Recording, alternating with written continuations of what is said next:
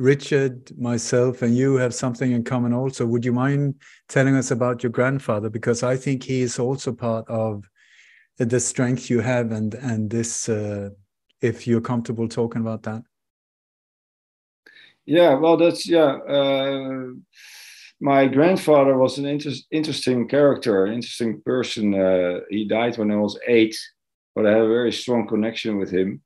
And he worked, he had an interesting career as well, and various similarities with my career in a certain way, because he was a very religious man in his way. So he had a very moral compass, strict moral compass. He didn't want to join this, when he was studying these elitist groups, and then he was a very intelligent man.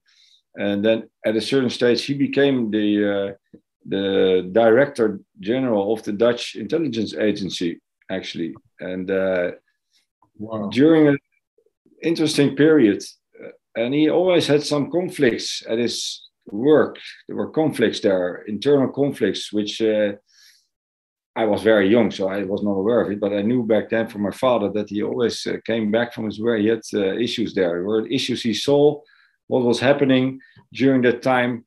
It was in the 50s, 60s.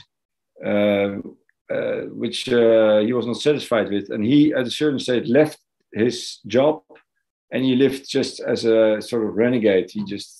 His whole career was sort of geared for.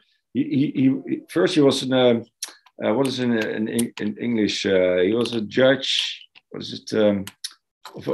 Attorney in Indonesia with all these with the political actions there with the Dutch government, and he was very played a part in it, and getting rid of it in a good way. He was very young. He was the youngest procureur-generaal. I don't know what's in English. Attorney General. Yeah. So his career was really geared for massive success, but at a certain stage he stopped when he was director of the Dutch intelligence agency. He never got another job. He just lived in the woods hunting, and so they made him an offer, or they said something to him. Something happened there, or he saw some things which didn't fit in his worldview, in his morals, and something happened there.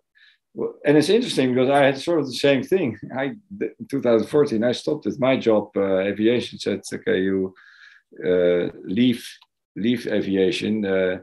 In a sort of similar way. It's not similar way, but so there are parallels between his life and my life in a certain way. And I always try to find what he did see. I have my ideas why he had these conflicts in there, because NATO got a very different, after the Second World War, NATO changed, into with Operation Gladio and these kinds of operations. You had to stay behind operations after the Second World War when they were digging in materials in case the Russians would come, and he was very involved in that.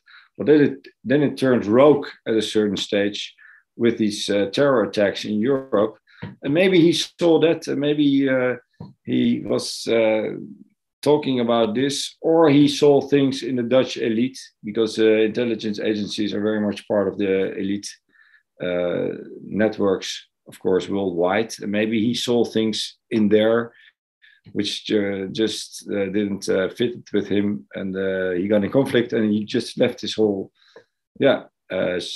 society. Actually, that's what he did. The last 20 years of his life, he lived, or 30 years, he lived just very isolated. But isn't it interesting? It's exactly the same time when my parents left very quickly to the middle of nowhere in Sweden because of Stay Behind, because of Gladio, and your grandfather, more or less at the exact same time, also jumped up. Do you remember we have been talking about this several times, where there's a possibility that they were reacting against the same thing, that Stay Behind had been taken over by these very rogue forces that were then turning this defense mechanism into a terror tool, and they couldn't take it, and they just, the only way to get out was to really disappear. Yeah. I mean, amazing parallels. Yeah. Fascinating. And I mean, you will never know exactly what were the drives and what happened and why and these kinds of questions. But the fact that there's these parallels in these lives are interesting by itself. How does it work?